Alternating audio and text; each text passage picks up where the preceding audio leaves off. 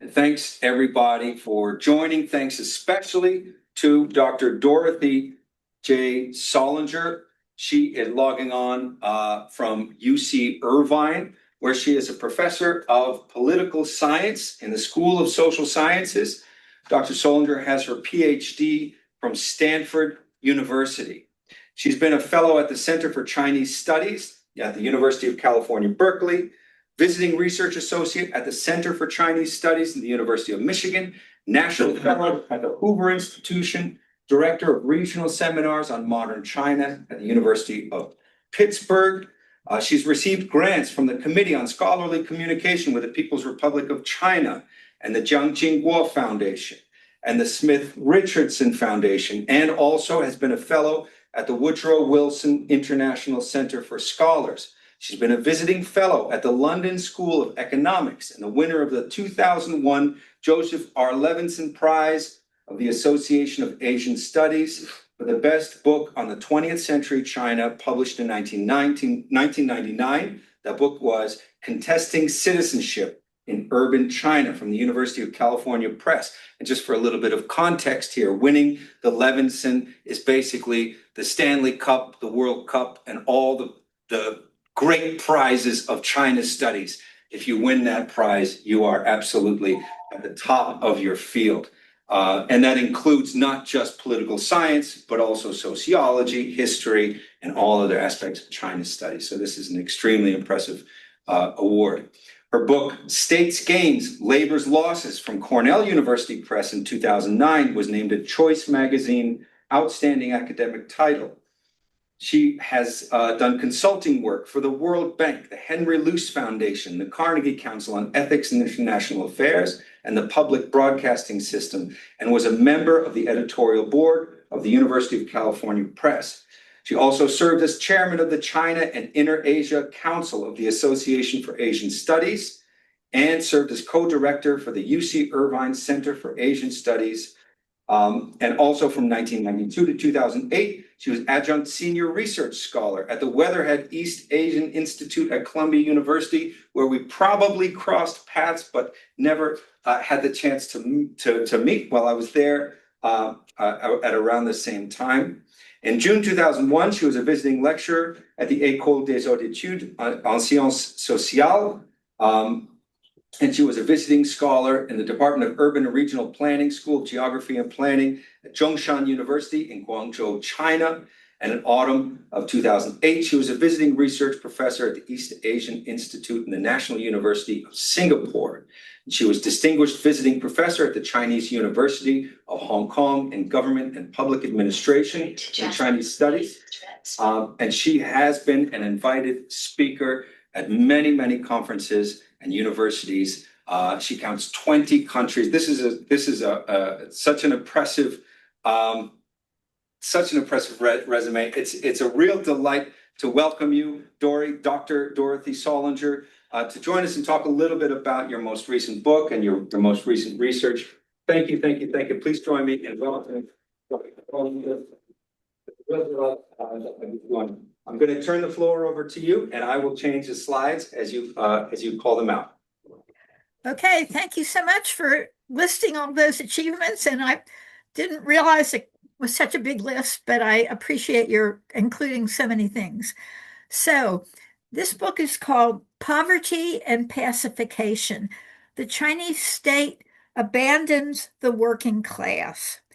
And it's a moral question that I hope you can ask yourselves as you listen, and hope we have time to talk about it later. China has become modern, and it's now a world-class economic power.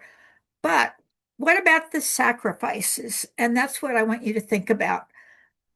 Okay, new slide. Change the slide, please. Okay, now, China calls itself a socialist country, and from 1952, for about 30 years, it ran a planned state-led economy by 5-year plans, setting out what would be produced and where it would be sent. There was no concern with profit, prices, or competition. state invested in heavy, the state invested in heavy industry, which means machines, metals, chemicals, and trucks, but very little in the things of daily life that people consumed, like clothing and food. Uh, well, they didn't have electronics till the late 70s, but that's included in what they did not produce much of: shoes, uh, all sorts of daily kitchenware, and so forth.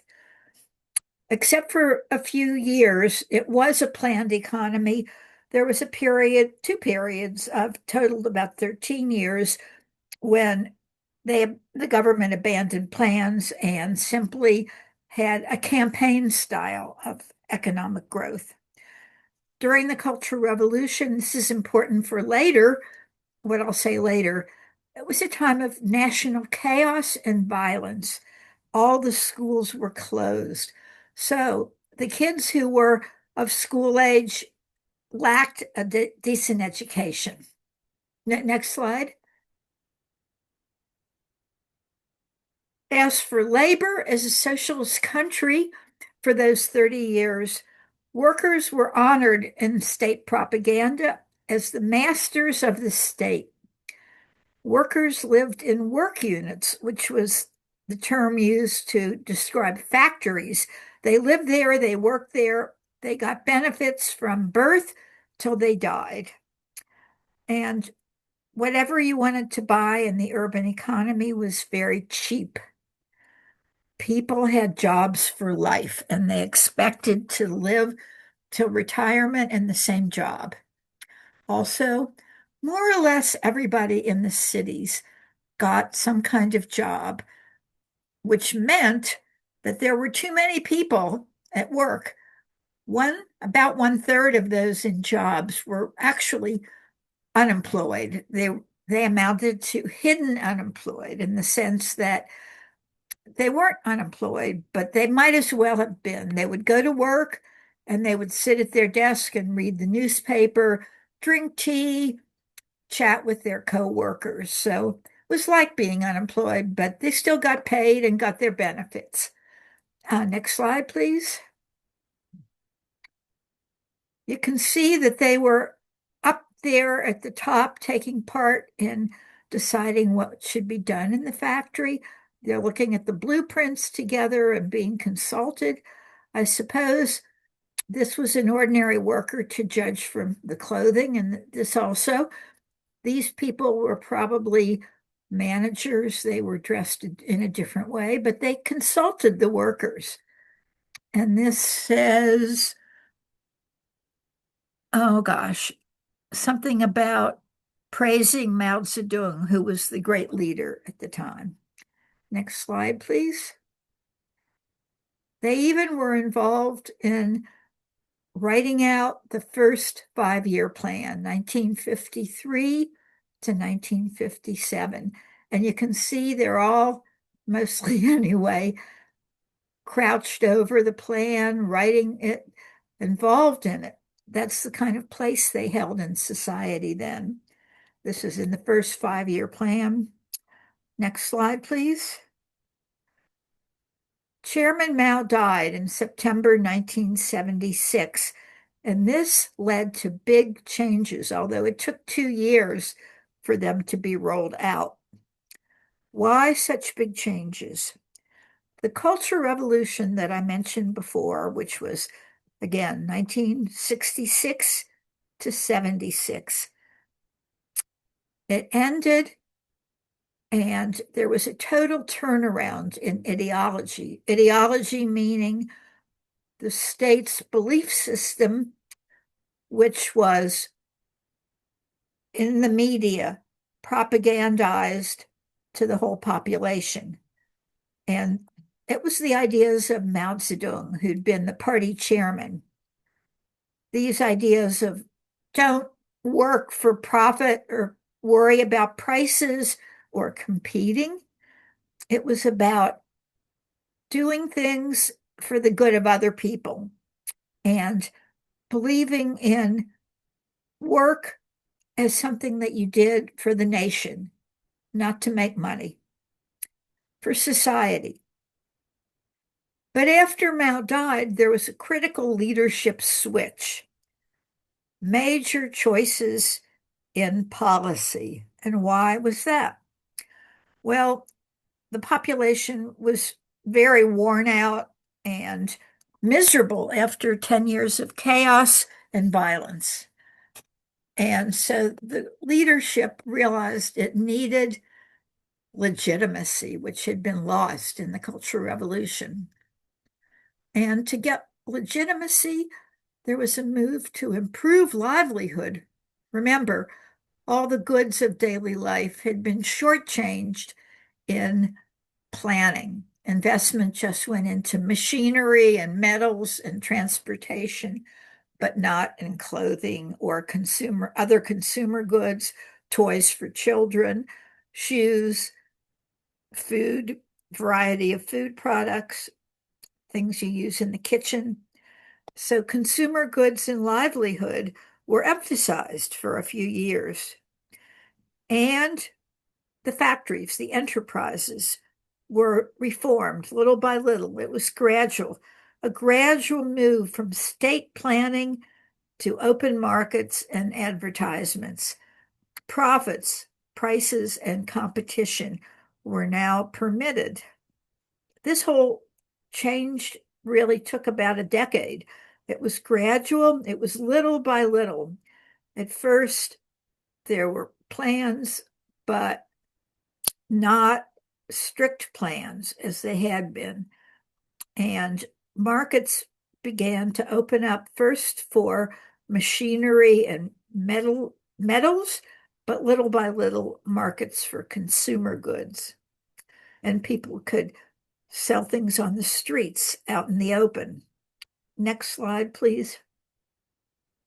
And by the way, I remember when I was in China, one of my first trips, 1984, this consumer goods movement was really going on.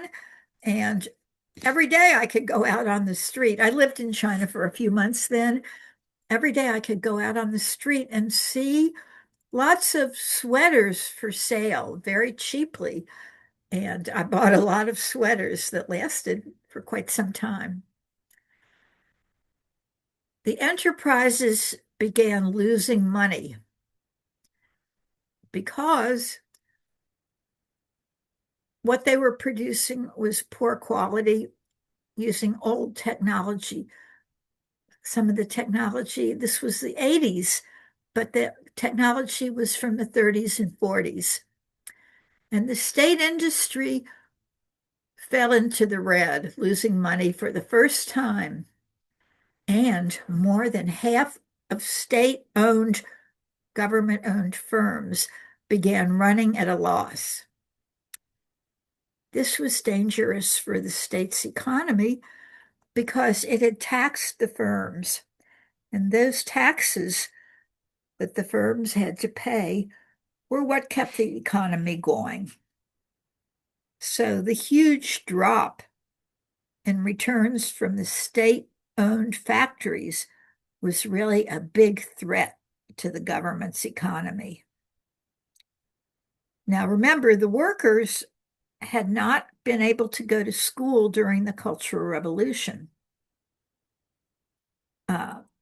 Not only were the schools closed, but the teachers were attacked as being bourgeoisie, or in other words, not working class, and what they taught, the things they taught were abstract book learning, and the Cultural Revolution emphasized things that affected people's daily lives.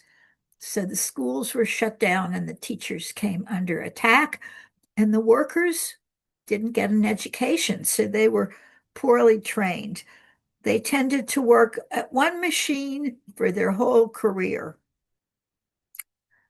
There was also a shortage of consumer goods because years of planning had emphasized machinery and metals and things like that. As I just said, the machinery was very old-fashioned. So with the new leadership,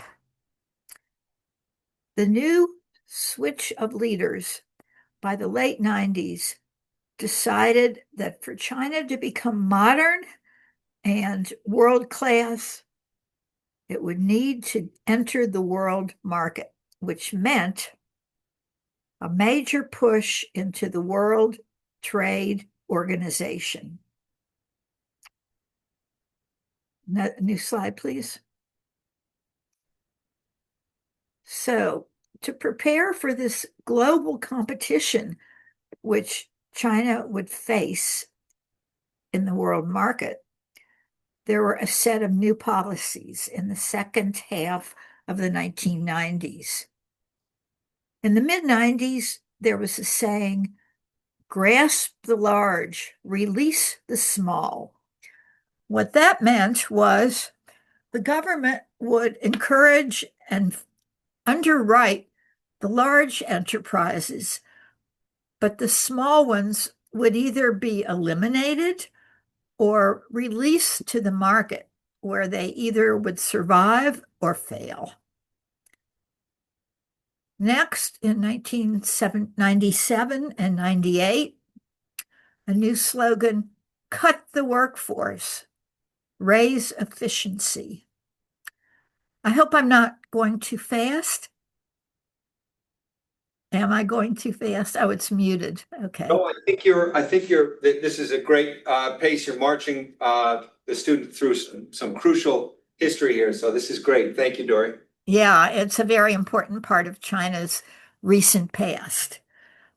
So, not only were they supposed to cut the workforce, but factories or firms were given quotas.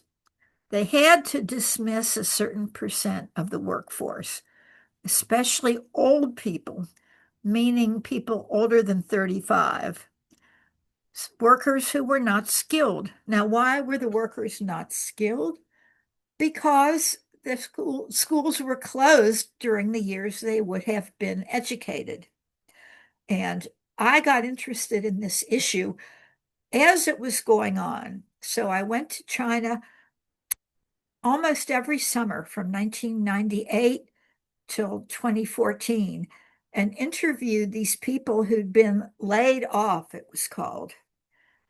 They, a lot of them were in their late 30s, and they'd been brainwashed to believe that they had to make this sacrifice for the country and maybe for the next generation. Next slide. Finally, in 1999, China was admitted into the World Trade Organization, which still exists and sets up rules for just about all the countries in the world to trade with each other according to certain rules. So, in preparation, any firms or factories that were losing money were supposed to be shut down, eliminated. Again, this was called enterprise restructuring. This was the height of it, but it went on for a few more years beyond this. And a huge dismissal of what were considered worthless workers. I'm kind of repeating here. Huge unemployment resulted. Not hidden unemployment, but true unemployment, which led to a big increase in urban poverty, as much as perhaps 15% of the urban population. There's no official figures on that. Next slide, please. Something about some statistics on the drop in workers in state-owned firms. In the 1980s, 99% of urban workers were employed in what is called the public sector. 3/4 of them in state-owned firms and about 1/4 in what were called collectives. Collectives are local enterprises, usually owned not by the government, but by local neighborhoods. But 99% of the workers in China were employed in one or the other of these kinds of firms. by 20 years later, these two groups amounted to 38% and 7% of all urban workers, respectively, for a total of 45%. So, according to these figures, more than half of urban workers had been let go. Another way to count it, at the year end of 97, there were 110.5 million state workers. But 4 years later, according to the government, almost a third, 34 million had been laid off. However, is there any way to make the bottom of the slide show? Can it be raised up at all? There is. Yeah, that's right. Can you see that? Yeah. An internal source, which means in a journal that was not open to the public, but there's a library, or there was a library in Hong Kong where you could read these internal journals, which were forbidden to the public, stated that 50 to 61 million workers had been cut, a drop of about 64%, which was 42.5% of the total workforce, and 4.5% of the whole Chinese population was suddenly unemployed. But imagine 50 to 61 million workers losing their jobs at the same time. And so that would be about a fifth of the US population suddenly without a job. Okay, next slide. So what were the reactions? The workers who'd been laid off protested in the streets, and that led central government leaders to worry. Uh-oh, this is disorderly. It's unstable. It's going to be upsetting our enterprise reform, which amounted to making the enterprises buy and sell on the market. And it might discourage foreign investment in China because the foreign investors would not want to come if there was a lot of, it went away there. They wouldn't want to, foreigners wouldn't want to invest in China if there was a lot of protesting in the streets. So, in a journal I read, one of the officials who wrote in the journal, a local official, said, "We're going to have a tranquilizer to ensure that there are no threats to the social order." So a tranquilizer, instead of thinking about it as welfare, it was a tranquilizer to shut up the protests, calm down the workers. Next slide. Next slide, please. And so beginning in Shanghai in the early 90s, a program called the Dibao, which in English means the Minimum Livelihood Guarantee, was created, and it spread gradually through the country. By 1995, it existed in about 100 cities, and it was national in all cities by 1999. Very, very trivial sums were allocated, trivial on a nationwide basis, and also trivial in terms of what an individual would get. It was just tiny cash transfers, stigmatizing. And I talked to a lot of these people who got this. These were the laid off workers. They couldn't afford to eat eggs, except they would occasionally be able to buy an egg for a child. They never could eat meat. They only collected the leftovers at the outdoor markets, like spoiled vegetables or fruits. It stigmatized those who received this small amount of money.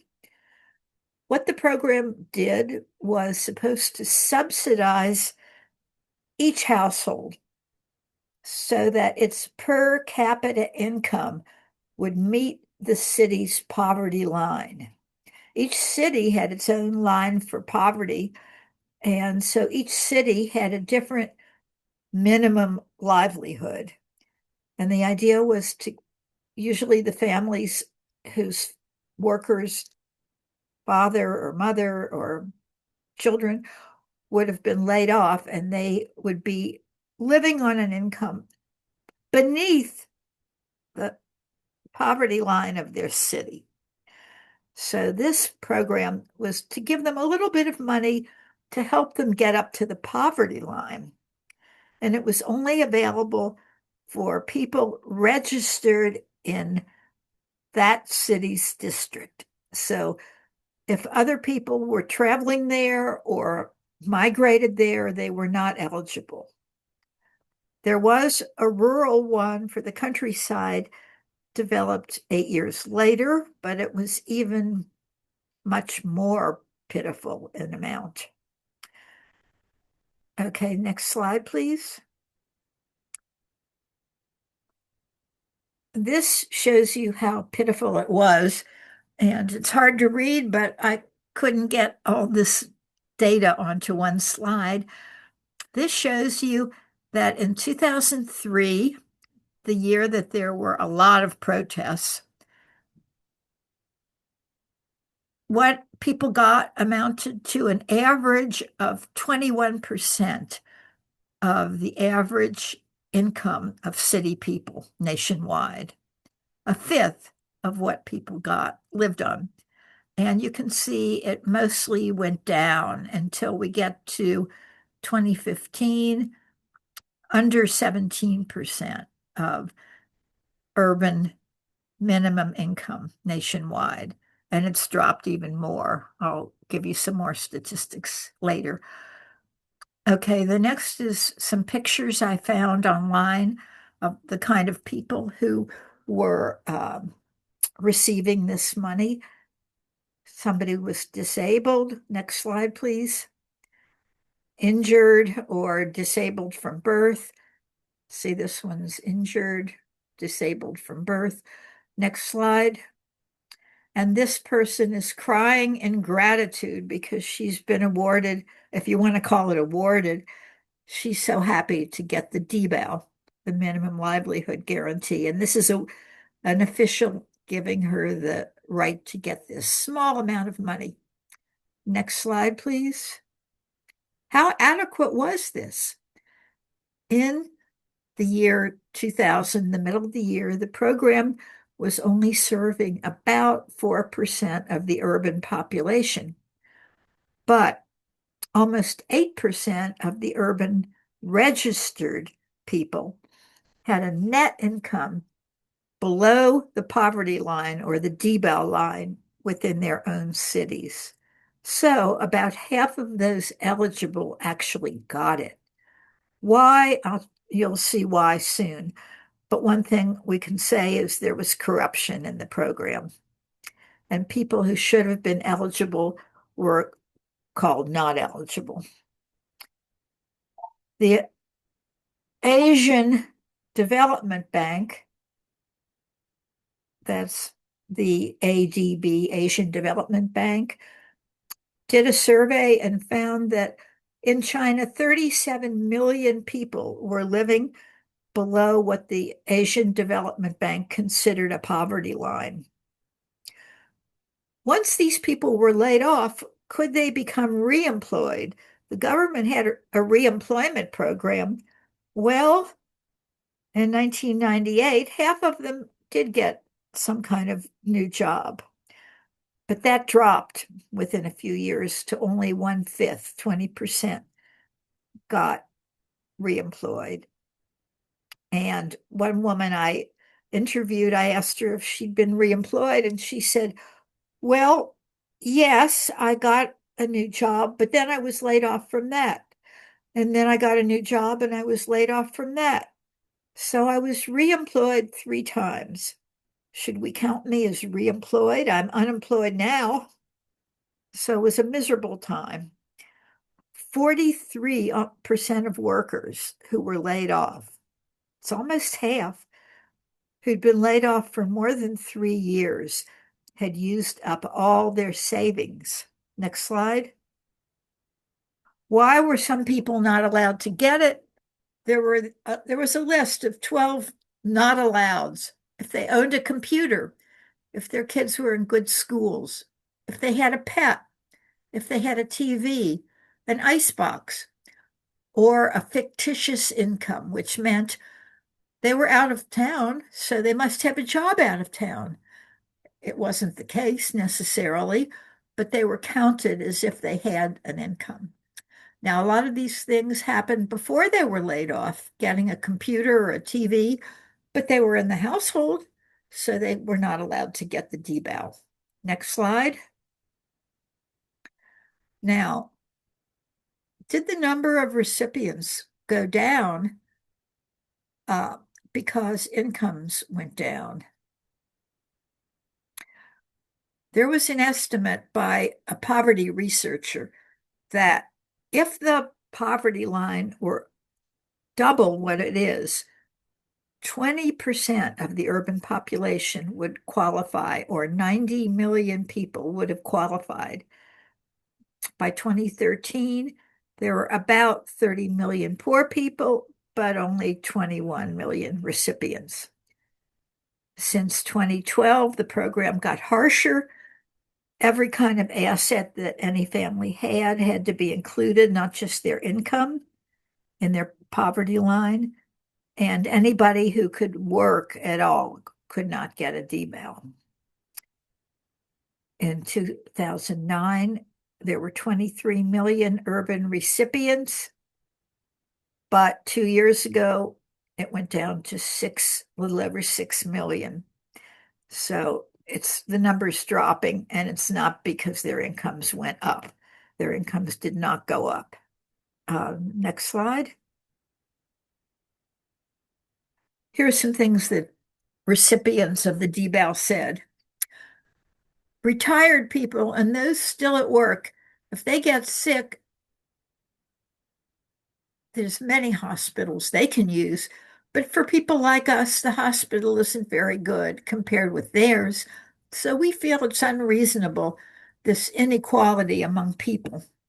For people in the lowest stratum, all kinds of policies squeeze you. Dibao, that's those getting the Dibao, have no money. You should reimburse them for whatever they spend.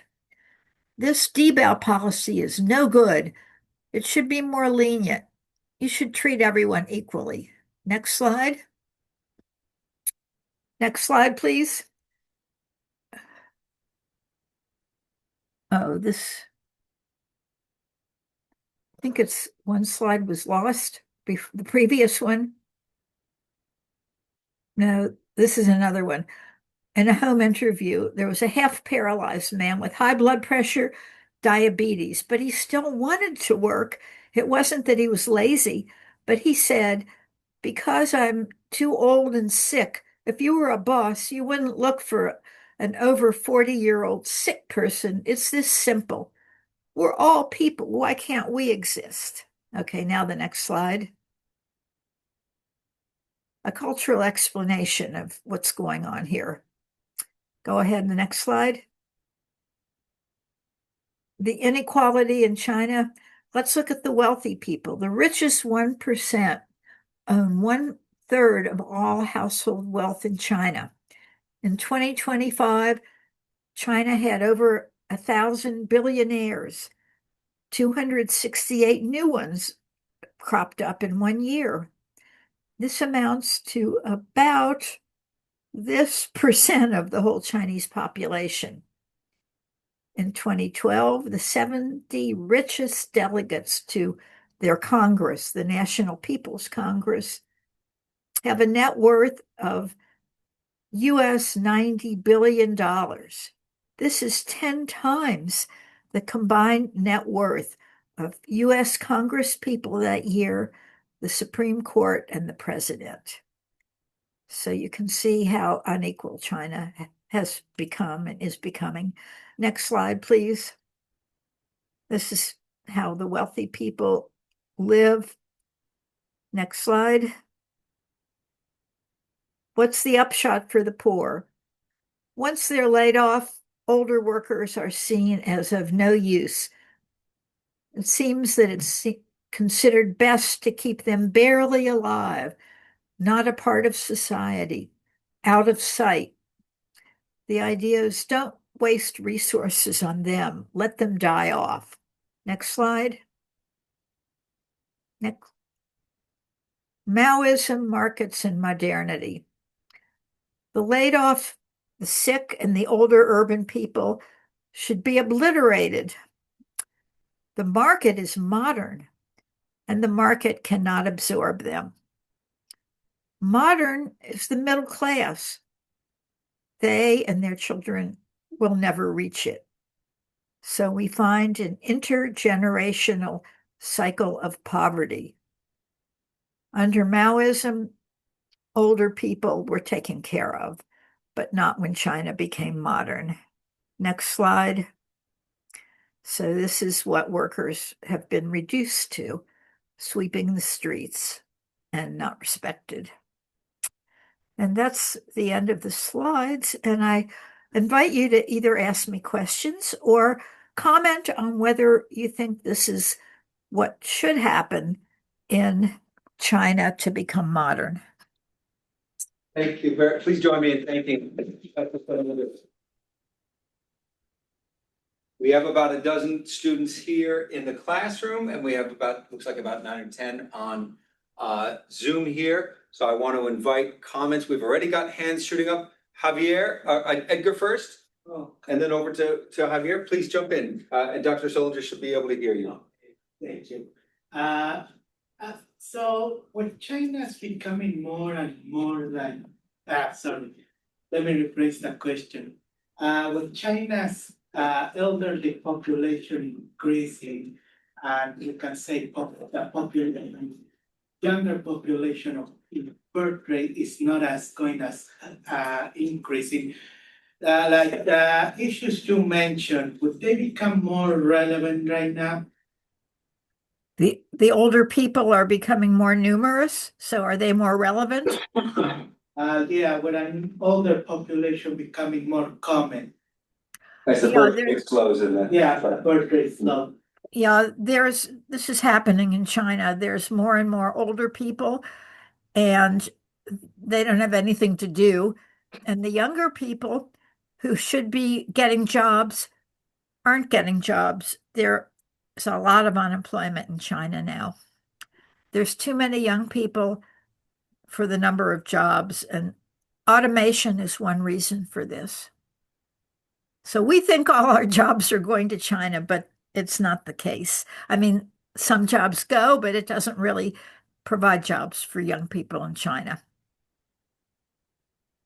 Thanks, Edgar. Over to Javier, and then here to Chuck. Javier, jump in. Hi, for one of my questions, did you see for anything during like the 80s, during the Cultural Revolution, so maybe after Mao's death, an increase of child labor? Or was it more focused on people that were more in the, like probably their 20s and their 30s? Starting in the early 80s, what happened was a lot of factory jobs were available for people migrating into the cities from the countryside, and they were not well treated, but there were plenty of jobs for them. But that source of labor has pretty much dried up in the sense that the people of that age who would be coming into the cities from the countryside have pretty much all arrived. And so the let's see, what did you ask me exactly? Who are working? Not child labor, but rural labor, migrant labor from the countryside. Okay, the only reason why I asked is just because you said that when the families were migrating into the city, the children wouldn't be able to go to the schools because they're going from their countryside. So I was wondering, what were they doing in that time? Were they working in the factories, or they were just at home? Good question. There were schools set up for migrant children. They were not good schools, and the parents usually had to pay. but those migrant children did get some education.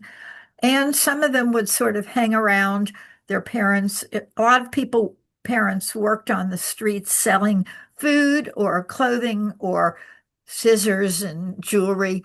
And a lot of times the kids would just hang around those booths on the sidewalks. Understood. Thank you. Thanks, Javier. Chuck and then Terry. Two-part question. Said the senior citizens that were let go and they said let them die. What was the exact number of those, as well as the population for families? Those workers that were retiring, they didn't have enough workers to replace them. What happened there? Well, about 60 million were laid off. And by now let's see, that was about 20 years ago, more than 20 years ago. They were, let's say, close to 40. So they're close to 60 now. And what they were doing was working on these old machines from the 30s and 40s that were obsolete. And the workers of today don't want that kind of job, and that machinery's been eliminated. So those jobs are not really around anymore. Chuck. Did you want to follow with it? Did you have a two-parter, so I was waiting. I've got a kind of personal question that my sister asked me to ask, and my niece, who, by the way, is in her last year of her doctoral program at UCLA. But their father was a relatively famous skateboard manufacturer, Schmidt Sticks, Element. He was at the Olympics for this. But he, in the late 90s, early 2000, started making his boards in China. And they asked if this was a business model. Don't know if you can ask, but once they got the factory up and running, they just pushed him out completely and absorbed at a much lower price, like Walmart, all these different. Was that a business model with their foreign enterprises that they were pulling in, get their technology, and then cast them aside, like it sounds like they were doing with the people who work there? Yeah, that happened. But a lot of times the foreign firms employed these rural workers. And up until about 2010 or so, there was still an incoming supply of rural workers. And yeah, they were paid poorly and often not treated well, like they were sometimes hurt by machines and not really compensated for their injuries, or they were not allowed to talk at all day, or just do the same job all day long, or couldn't go to the restroom very often, all kinds of mistreatment. Yeah, it was a business model. Thanks, Dory. Thanks, Terry. I on Terry's point about foreign businesses setting up manufacturing in China. Was there did you see a practice of pushing out foreign management? Is that what you were asking, Well, Terry? they got his name, his trademark. They started manufacturing. This is according to my sister and him, I guess. And then they started to manufacture a light skateboard, sell it for much less. And places like Walmart, they basically put him out of business. So he must have somehow given up control of the country, of the company at an early. It's very personal to him. Yeah. And in his eyes, they cheated him somehow.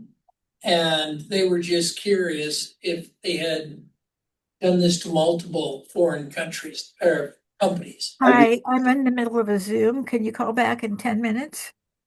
I'd be interested in that, the details of how he lost control of that company and how whether there was some kind of hostile takeover where he was pushed out. I don't know if the contract ran out. I probably should ask, but I was just on the phone with her on the 4th, was her birthday, mentioned something about Chinese history, and she said, "Oh, ask this." Dory, have you seen instances like that where a foreign corporation or a big or small business sets up shop in China for production, obviously for cost of production reasons, and then somehow loses control of corporate decision making and the factory is effectively is or the yeah, I'm interested, Terry, on the details of what happened. But does this resonate at all, Dory? Does this sound familiar? It sounds like it's definitely happened. I didn't meet managers. I only talked to workers, unemployed workers and migrants. So I don't know for sure, but it sounds very likely. Thanks, Terry, and thanks, Dory, for the response. Ian, please jump in. China from time to time has devalued the yuan to make their goods more attractive to foreign buyers. How does this relate to laborers who are released for being undesirable? How did this impact them? Well, the yuan was devalued.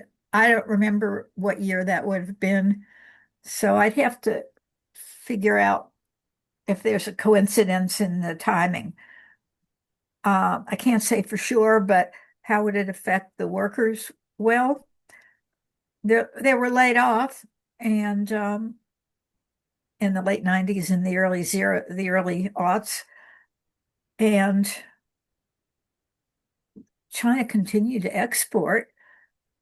So I don't know. I don't know the connection, if any. Sorry. Thanks, Ian. Jennifer, question? We know that many people migrated into the cities for work in the past. However, with now modern technology, do you believe there will be another wave of people migrating outside the cities for more jobs? With new technology, will there be more people coming into the cities? No, coming out. Leaving the cities, Jennifer? Yeah. Like for remote work, the possibility of tech. More opportunities for work outside the cities. Okay, are there any opportunities increasing outside of the cities because these are higher technology jobs that could be done through computer connections or something like that? Yes. Yeah, I doubt it. I mean, everything you read is that there's just a lot of unemployment. And also that the countryside is pretty much emptied out of potential workers. So it doesn't sound like something that's familiar to me. Actually, we've got a question from Jaden, and then Chuck and Ian are going to follow up. Is there any frustration with the uneducated workers with the past and how they were almost put in this direction where they were not educated? Now they're in this almost a shorthand of the situation where now they cannot work. Is there any frustration with these workers? Oh yeah, definitely, definitely. And that's why they protested. And not only those workers themselves, but their children cannot compete because the parents can't help them with their homework, and the parents can't afford to get tutors for them. And all the middle class kids have home tutors. And I wanted to set up a program about 20 years ago. I was hoping the Ford Foundation might fund this, where you get laid off workers the laid off teachers, I was hoping, could educate the children of laid off workers. But I didn't get the funding for it, so I gave it up. Thanks, Jaden, Jordan. Chuck, and then back to Ian. I hear on several news services that China's economy is slowing down. How many people are actually homeless and living on the streets in China? Well, I have not been to China for 9 years. Why not? Because the kind of people I was interviewing and the topics I was working on you can't talk about, and you can't talk to such people now because the government doesn't want bad media coverage.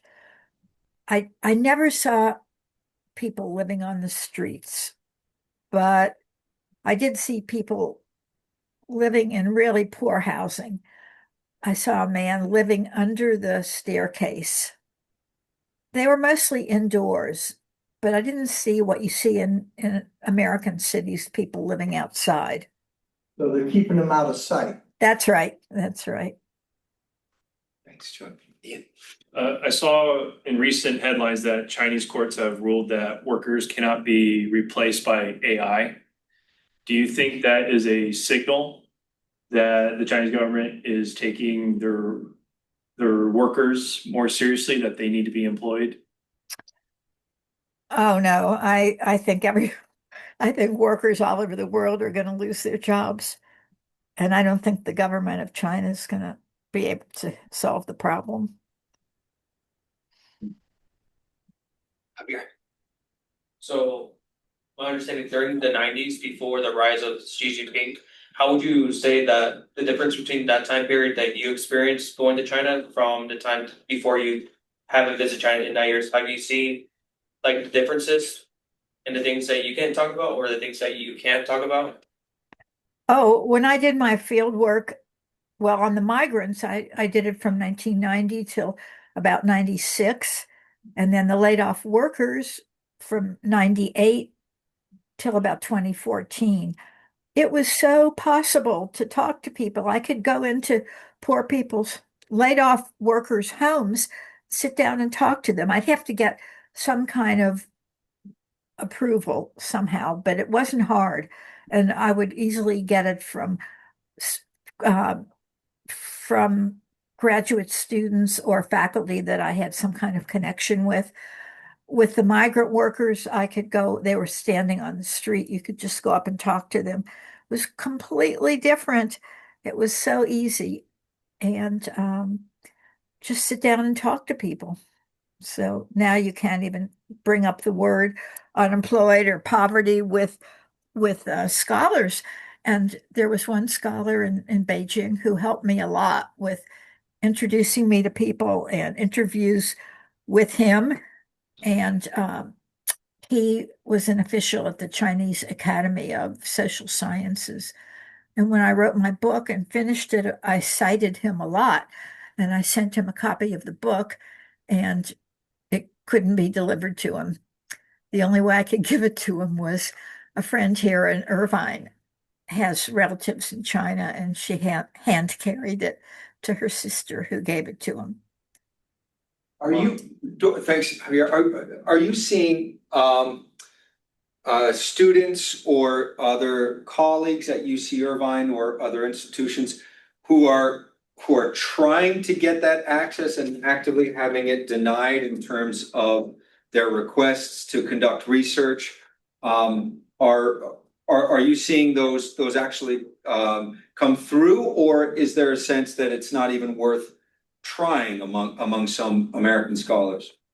Not worth trying, and people are doing more computer work, looking on the web for data, looking into government statistical yearbooks.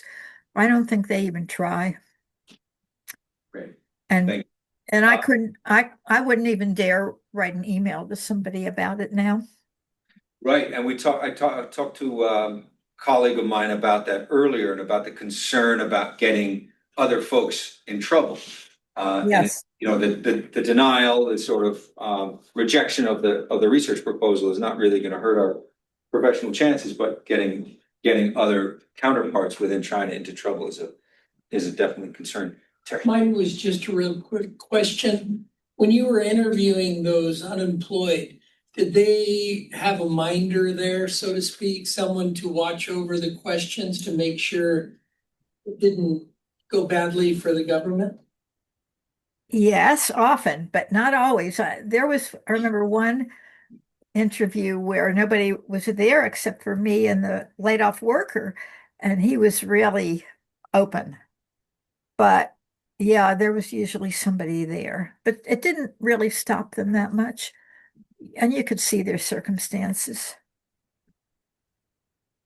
Maybe one more question, or we're gonna move toward wrapping up, because we're about at the hour mark. Jane, go ahead. Was the information when you did do this field work with these people you're talking about, what did, with the openness, would you ever get to a point where it was hard to, where you almost, where you felt, I'm assuming at times with these people that talk about their lives and it can get emotional, how did you balance that field work as well as now this human side of this person's telling me about their life and how they went through this horrible struggle? Was it difficult? I don't know. I think one person said to me, the Communist Party doesn't care about us. It's so good that you care about us and ask about us. And sometimes people cried. I think they wanted to be understood and have somebody interested. I think that's a good note to end on, because that's a good, that's good encouragement to read your account of what sometimes seem like sterile, huge numbers and economic assessments and projections and that kind of thing. Because just from the little bit that I have encountered of your work, Dora, you definitely make it very human. You give us a real human face to a lot of what we hear in the news when we think about these big issues. I'm looking forward to the books coming in. You guys will hear about it when the books come in. And I am very, very grateful, Dr. Solinger, for your joining us today and sharing so generously of your time. Please join me in thanking very. Thank you for giving me a chance to talk about it. Really great. It's been a wonderful final session in our class that took us through the Qing Dynasty all the way up to the present. So we covered a lot of ground, and this was a fitting way to wrap things up. Thank you very much, Dory, and I look forward to following up with you. Okay, bye-bye. Thank you.